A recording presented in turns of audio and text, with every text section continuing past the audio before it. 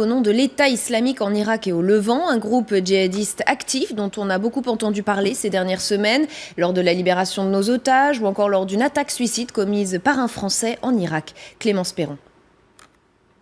Face à la presse, le procureur belge ne peut que constater l'évidence. Vous savez, on a déjà nous-mêmes beaucoup de personnes qui reviennent de Syrie. Alors si on doit en plus s'intéresser aux personnes qui viennent des pays, qui retournent dans les pays voisins, on ne s'en sort plus.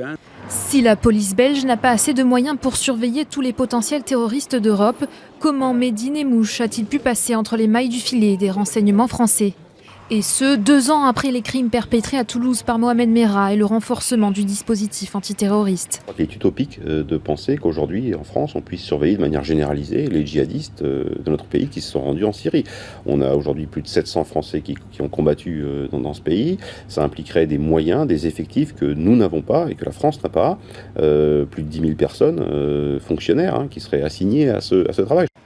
Pourtant, Mehdi Nemmouche était bien dans le collimateur des services de renseignement français. Multirécidiviste, le suspect était passé plusieurs fois par la case prison avant de se lancer dans le djihad en Syrie. À son retour en Europe en mars 2014, il est fiché par les renseignements français, ce qui ne l'a pas empêché de perpétrer ses crimes.